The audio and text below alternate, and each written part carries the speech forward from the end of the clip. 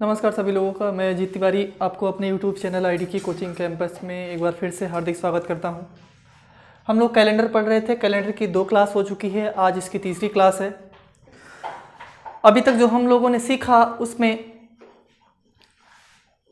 सबसे इम्पोर्टेंट चीज़ वह थी कि दिन निकालना, यानी कोई डेट दिया रहता था मंथ और ईयर के साथ, और हमसे पूछता था कि जैसे 10 जनवरी 2005 को कौन सा दिन था,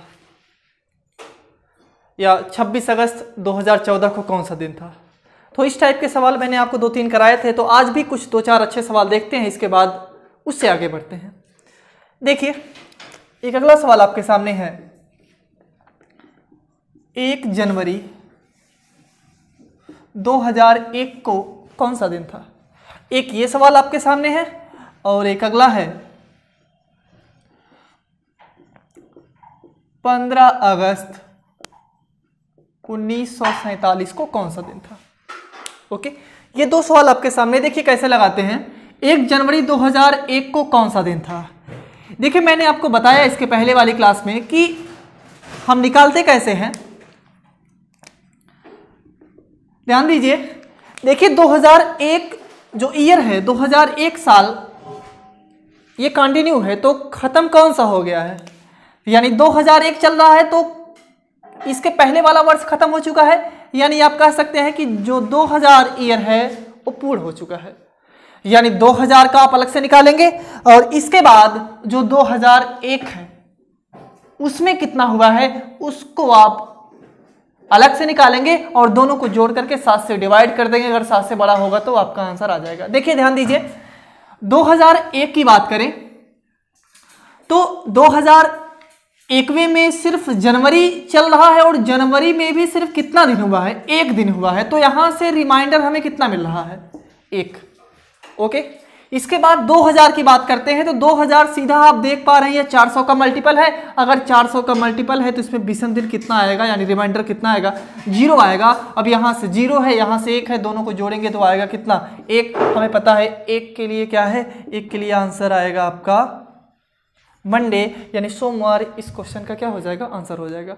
अगला सवाल आपके सामने है। देखिए, 15 अगस्त 1947 को कौन सा दिन था। अभी इसको मिटा रहे हैं। देखिए, 15 अगस्त 1947 की बात करें तो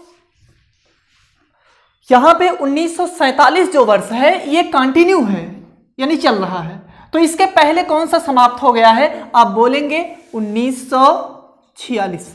तो 1946 का आप अलग से निकालेंगे और 1947वां जो चल रहा है उसमें कितना पूरा हो गया है उसका आप अलग से निकालेंगे। जैसे आप बोलेंगे जनवरी पूरी हो गई है, फरवरी पूरी हो गई है, मार्च पूरा हो गया है, अप्रैल पूरा हो गया है, मई पूरा हो गया है, जून पूरा हो गया है, जुलाई पूरी हो गई है और अगस्त पूरी नहीं हुई है, 15 हुआ है।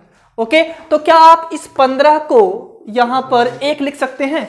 1 कैसे लिख सकते हैं, क्योंकि 15 को आप 7 से डिवाइड करेंगे, रिमाइंडर कितना आएगा, 1 आएगा। अब इसका आप अलग से निकालेंगे, इसका अलग से निकालेंगे, दोनों को जोड़ करके 7 से डिवाइड करेंगे, आपका आंसर आएगा। देखिए ध्यान दीजिए, जनवरी 31 का महीना होता है, रिमाइंडर कितना आएगा, 3 आएगा। 31 में 7 से डिवाइड करेंगे। अब यहाँ पे सवाल ये उठता है, क्या फरवरी को हम 28 दिन कंसीडर करेंगे या फिर 29। आपको देखना है जो हमारा दिया हुआ सन है जो कंटिन्यू चल रहा है 1947, क्या ये 1947 लीप ईयर है या नॉर्मल ईयर है। तो आप यहां पर देखेंगे 1947 4 से डिवाइड नहीं है, ये नॉर्मल ईयर है। और नॉर्मल ईयर के केस में फरवरी कितने दिन की होती है, 28 दिन की। अगर फरवरी 28 दिन की तो इसमें विषम दिन कितना आएगा, 0। 7 से डिवाइड करेंगे, 0 विषम दिन, 0 रिमाइंडर आएगा।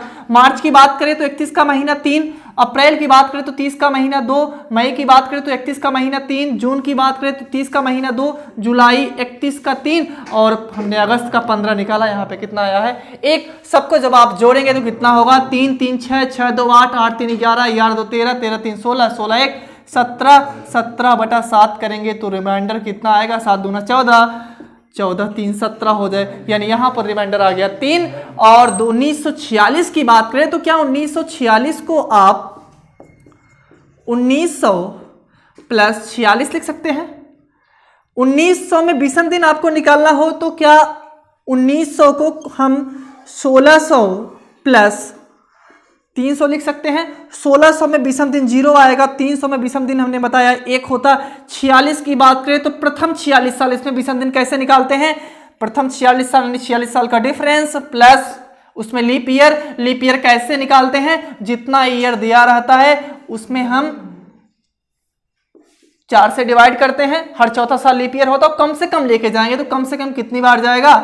कम से कम जाएगा आपका 11 बार। 11 चौको 44, 12 बार जाएगा तो 48 हो जाएगा। यानी यहाँ पर 11 करेंगे, सबको जोड़ देंगे। 46 प्लस 11 प्लस 1 यानी 46 प्लस 12/7 करेंगे। यहाँ से रिमाइंडर कितना आएगा?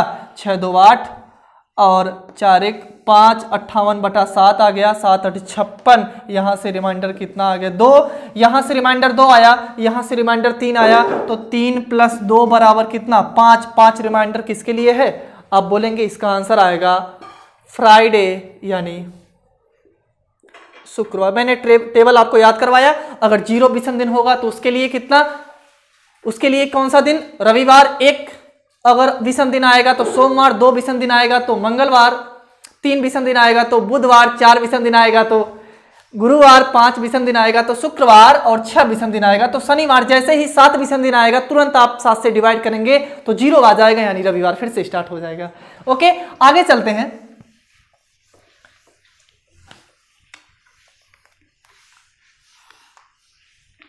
देखिए अगला सवाल है,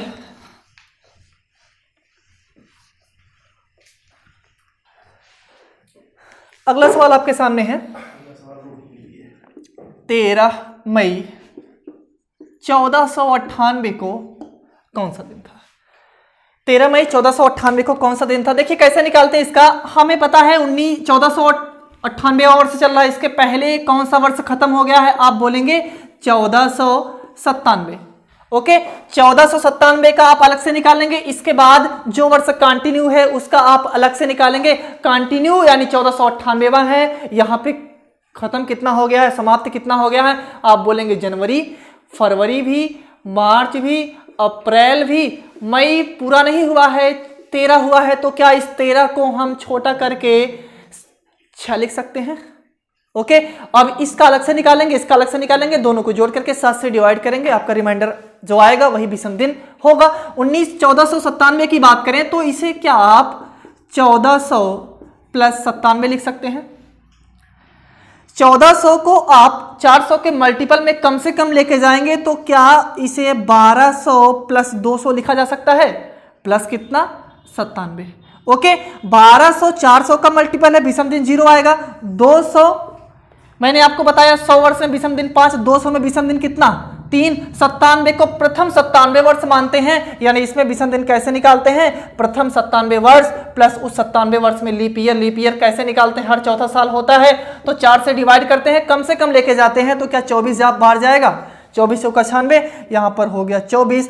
जब आप सबको ऐड करेंगे तो ये आपका हो जाएगा 97 + 3 100, 100 + 24 बराबर कितना? 124। 124/7 करेंगे तो यहाँ से रिमाइंडर कितना आएगा? 7 1 के 7, 5 54, 7 चौक 28, 7 6 42, 7 7 49, यहाँ पर 17 7 119, 5 आ रहा है रिमाइंडर।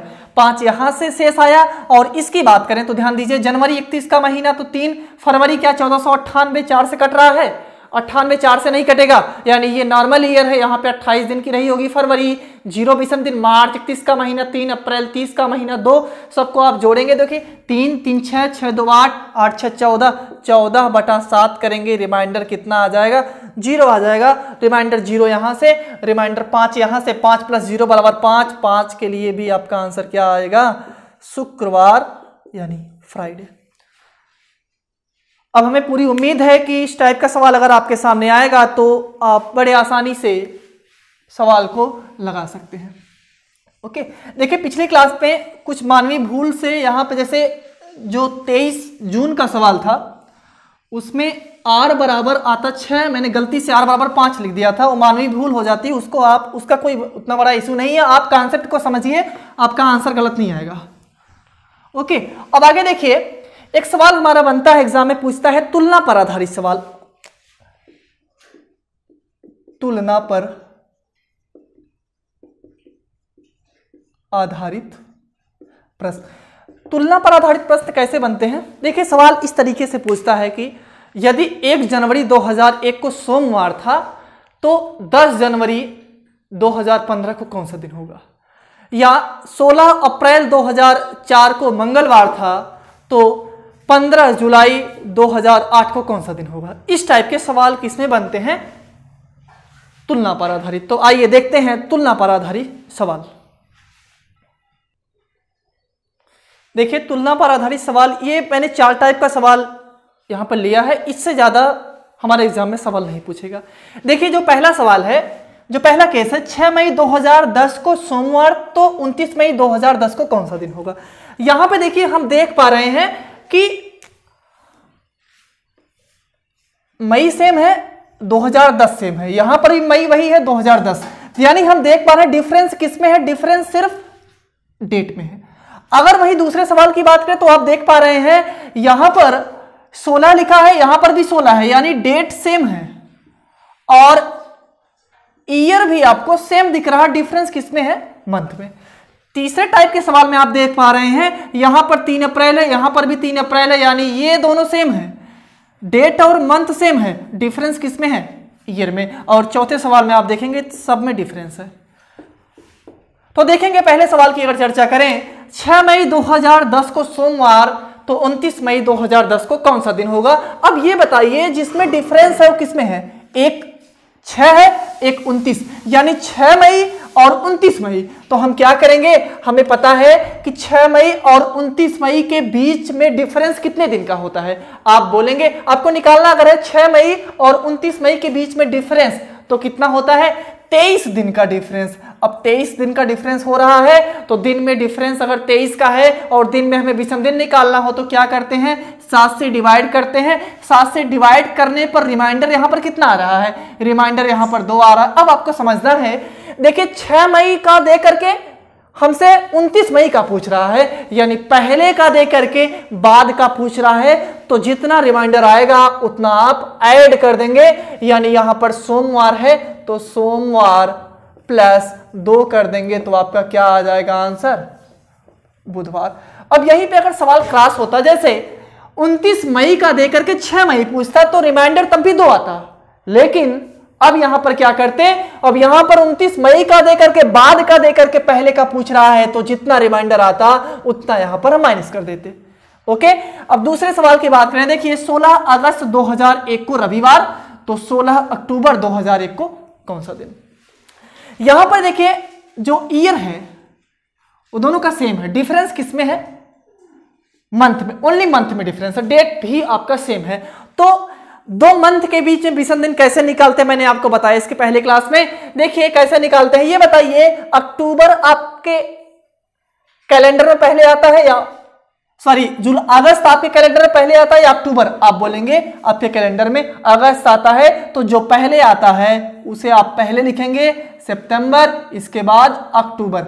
ओके, अब जो पहले आता है उसका बचा हुआ दिन, रिमेनिंग डे, मैंने आपको बताया जो पहले आता है उसका बचा हुआ दिन 31 का महीना होता है, 16 हो गया है तो क्या 15 बच रहा है। इस 15 को आप छोटा लिख करके क्या 1 लिख सकते हैं, छोटा करके। ओके, सितंबर की बात करें तो 30 का महीना होता है, क्या यहां पर 2 विषम दिन आएगा। अक्टूबर की बात करें तो जो लास्ट में आ रहा है उसका गिवन डेट, गिवन कितना है, 16 है, तो क्या 16 ऐसे लिखा जा सकता है। इस 16 को क्या आप 2 लिख सकते हैं, 7 दूना 14, 2 रिमाइंडर आ रहा है, सबको जोड़ेंगे कितना आएगा, 1 + 2 यानी 2 2 4 1 5, यहां से रिमाइंडर आ गया कितना, 5। अब आपको देखना है कि 16 अगस्त का देकर के 16 अक्टूबर का पूछ रहा है, यानी अगस्त का हमें मालूम है, हमसे पूछ क्या रहा है, अक्टूबर का, यानी जितना रिमाइंडर आएगा उतना आप जोड़ देंगे। तो रविवार के लिए r बराबर 0 होता है तो r बराबर 5 करने के लिए रविवार में कितना जोड़ना है, 5 जोड़ना है। तो जब 5 जोड़ेंगे तो आएगा कितना, शुक्रवार, यानी इस सवाल का जवाब क्या हो जाएगा, शुक्रवार। ओके, इस सवाल की बात करते हैं।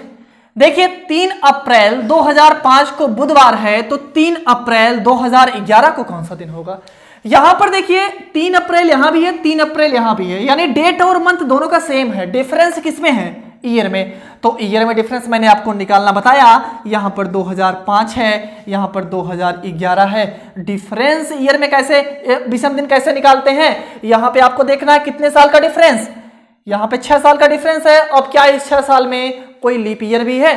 आप बोलेंगे 2005 लीप ईयर नहीं है, 6 भी नहीं है, 7 भी नहीं है, क्या 8 है? जी हाँ, जो 2008 लीप ईयर है। 8 के बाद 12 हो जा रहा है, लेकिन हमें 2011 तक ही बात कर रहा है। तो यहाँ पर एक आप ऐड कर देंगे तो 6 + 1 बराबर क्या? 7। 7/7 0, यानी विषम दिन 0 आ गया। तो जो दिन 3 अप्रैल 2005 का रहा होगा वही 3 अप्रैल 2011 का भी होगा, यानी इसका आंसर क्या आ जाएगा?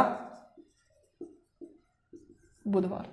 ओके, अब अगला सवाल देखिए, ऊपर वाले को मिटाते हैं, जगह नहीं नीचे। देखिए आपको बस इतना करना है कि जितना अगर पहले का दे करके बाद का पूछ रहा है तो जितना रिमाइंडर आ रहा है उसको आपको ऐड करना है, यानी उतना जोड़ देना है।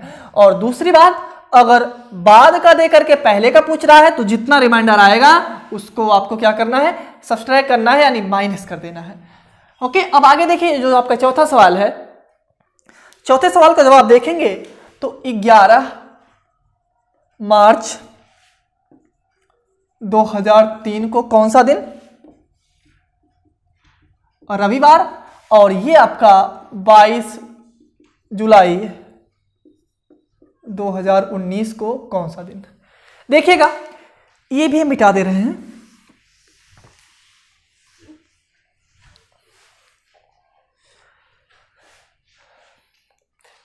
अब आपको निकालना है, 11 मार्च 2003 का दिया है, 22 जुलाई 2019 का पूछ रहा है।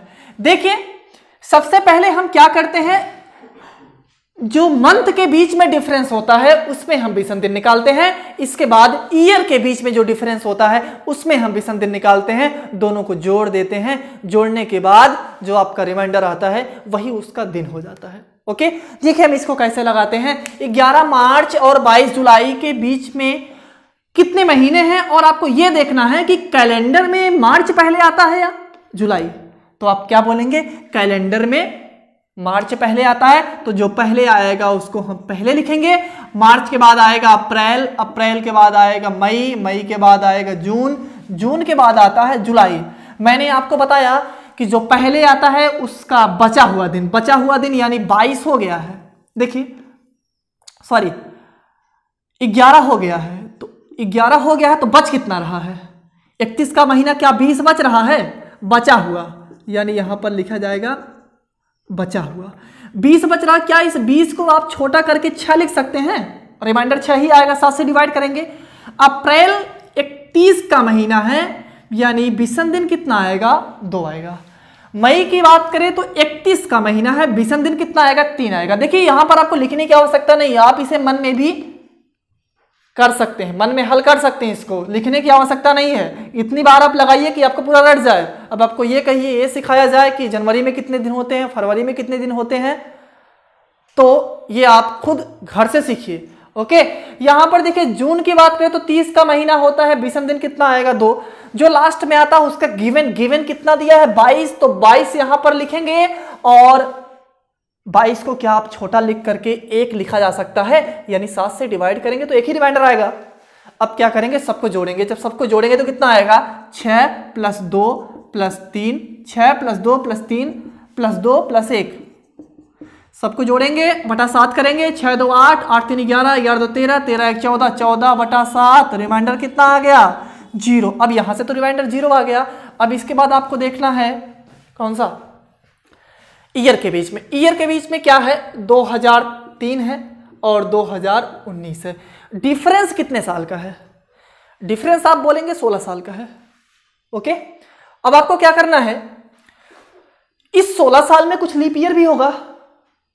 अरे ईयर में विषम दिन कैसे निकालते हैं? ईयर का डिफरेंस जितना होता है और उस डिफरेंस में कुछ लीप ईयर भी तो होता है। जिसमें लीप ईयर होता है उसमें विषम दिन 1 बढ़ जाता है, यानी दिनों की संख्या 1 बढ़ जाती है, क्योंकि फरवरी उसमें 29 दिन की हो जाती है। ओके, यहां पर 2003 तो है नहीं, आप बोलेंगे 2004 है। 2004 के बाद चौथा साल 8 है, 8 के बाद 12 है, 12 के बाद 16 है, लेकिन 16 के बाद अगला जो 20 हो जा रहा है ये 2019 से कम है। यानी यहाँ पर हम अगर लीप ईयर की बात करें 2003 से 2019 के बीच में, तो 1 2 3 4 16 + 4 बटा 7 20 बटा 7 करेंगे तो रिमाइंडर 7 दूना 14 6 आ रहा है। 6 रिमाइंडर यहाँ से 0 यहाँ से, तो 6 + 0 बराबर 6।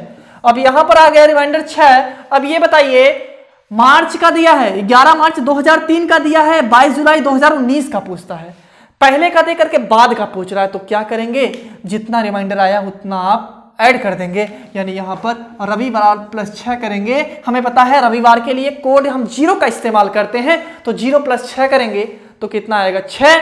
और 6 किसके लिए है, 6 आप पाते हैं इसका जो कोड है वो किसके लिए है, सैटरडे यानी शनिवार, जो इस क्वेश्चन का क्या हो जाएगा, आंसर हो जाएगा। ओके, अब आप हमें उम्मीद है पूरी कि आप इस टाइप के सवाल अगर आएंगे तो आप उसे बड़े आसानी से लगा सकते हैं। हम चलते हैं एक और सवाल के पास। देखिए अगला सवाल आपके सामने है, 2 सवाल यहां पर लिखा गया है। पहला सवाल है 2 अगस्त 1995 को शनिवार था, तो 30 नवंबर 2000 को कौन सा दिन होगा। और एक और सवाल लिखा गया है कि 5 जनवरी 2004 को रविवार था, तो 17 मई 2009 को कौन सा दिन होगा। देखिए यहां पर मैंने एज्यूम किया, ये 100% होगा नहीं कि 2 अगस्त 1995 को शनिवार ही होगा, ऐसा नहीं, हम तुलना कर रहे हैं। यानी अगर शनिवार यहां पर होगा तो इस दिन कौन सा दिन होगा। ओके, अब देखिए जब पहले सवाल की बात करें तो इसको कैसे लगाएंगे। देखिए यहां पर डिफरेंस डेट में भी है, डिफरेंस मंथ में भी है, डिफरेंस ईयर में भी है। तब क्या करेंगे, डेट और मंथ के डिफरेंस में विषम दिन निकालेंगे अलग से, और ईयर के बीच में विषम दिन निकालेंगे अलग से। दोनों को जोड़ देंगे, 7 से डिवाइड कर देंगे, आपका आंसर आएगा। देखिए कैसे करते हैं, ये बताइए आपके कैलेंडर में अगस्त पहले आता है या नवंबर। आप क्या बोलेंगे, अगस्त पहले आता है, तो जो पहले आता है उसको पहले लिखेंगे। अगस्त के बाद सितंबर आएगा, अक्टूबर आएगा, अक्टूबर के बाद नवंबर। हमें पता है जो पहले आता है उसका बचा हुआ दिन लिखते हैं। देखिए पहले अगस्त आ रहा है, अगस्त 2 हो गया है, 2 हो गया है, तो बच कितना रहा है, 31 का महीना होता है, तो क्या 29 बचेगा। इस 29 को क्या 1 लिख सकते हैं, क्योंकि 7 से डिवाइड करेंगे, छोटा करेंगे। ओके, सितंबर की बात करें तो सितंबर 30 का महीना होता है, क्या इसे 2 लिखा जा सकता है। अक्टूबर 31 का महीना है, क्या 3 लिख सकते हैं। नवंबर का जो लास्ट में आता है उसका गिवन डेट, गिवन कितना है 30 है, तो 30 ही लिख देंगे। जब 30 लिखेंगे तो यहां पर क्या 2 लिख सकते हैं। अब आगे क्या करेंगे, सबको जोड़ेंगे, सबको जोड़ेंगे तो कितना आएगा, 1 + 2 यानी 3 3 6 2 8, 8 बटा 7 करेंगे, रिमाइंडर कितना आएगा, 1 यहां से आ गया। अब इसके बाद क्या करना है, 1995 और 2000 के बीच में हमें निकालना है कि विषम दिन कितना आएगा। अब ये बताइए 1995 और 2000 के बीच कितने ईयर का डिफरेंस है। अब बोलेंगे 4 साल का डिफरेंस है। ओके सॉरी 5 साल का डिफरेंस है। अभी आपको देखना है क्या इस 5 साल में कोई लीप ईयर भी आएगा, इस 5 साल में कोई लीप ईयर भी आएगा। तो लीप ईयर जब आप देखते हैं तो हर चौथा साल लीप ईयर होता है। 1995 तो है नहीं, 1996 है। 96 के बाद अगला होता है कौन सा, 2000। यानी यहां पर क्या कर देंगे, अब आपको यह देखना है कि जो 2000 है उसको क्या हम लीप ईयर कंसीडर करेंगे। यही ध्यान देना है कि जो ये 2000 है उसको क्या हम लीप ईयर कंसीडर करेंगे। तो आप देखेंगे कि हम बात करें 30 नवंबर 2000, तो 30 नवंबर 2000 की बात करें तो 30 नवंबर 2000 में ये जो 2000 है ये आपका लीप ईयर है। तो अगर लीप ईयर है तो इसमें फरवरी 29 दिन की रही होगी। अब ये बताइए 30 नवंबर 2000 की बात कर रहा है, इसका मतलब ये है कि इसमें जो है फरवरी को इंक्लूड किया गया होगा, फरवरी इसमें 29 दिन की रही होगी। तो इसलिए हम यहां पर 2000 को भी लीप ईयर कंसीडर करेंगे, यानी यहां पर जब जोड़ेंगे तो कितना आएगा, एक ही आएगा, एक ही आएगा, 5 2 आ गया कितना 7, 7 आ गया यहां से, तो 7/7 करेंगे आएगा कितना 0, 0 यहां से आया, 1 यहां से आया, 0 यहां से आया, 1 यहां से आया। अब क्या करेंगे, 1 + 0 = 1, यानी पहले का देकर के बाद का पूछता है तो शनिवार प्लस 1 कर देंगे, यानी आपका आंसर क्या आ जाएगा, रविवार, जो इस क्वेश्चन का क्या हो जाएगा, आंसर हो जाएगा। ओके, अब अगला सवाल देखिए, 5 जनवरी 2004 को रविवार, तो 17 मई 2009 को कौन सा दिन होगा। यहां पर आप देख पा रहे हैं कि 5 जनवरी 2004 का दिया है और 17 मई 2009 का पूछ रहा है, तो क्या करेंगे, इसको हम मिटा रहे हैं अभी।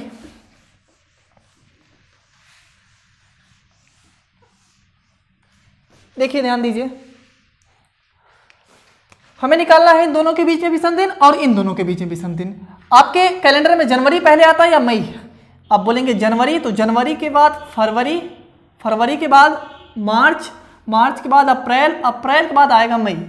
जो पहले आता है उसका बचा हुआ दिन 5 हो गया है, बच कितना रहा, 31 का महीना है, तो 31 का महीना है, 5 हो गया है, तो कितना बच रहा है, 26, 26 बच रहा है। तो क्या इस 26 को हम 5 लिख सकते हैं, बिल्कुल लिख सकते हैं। फरवरी 2004 लीप ईयर है, तो यहां पर फरवरी कितने दिन की रही होगी,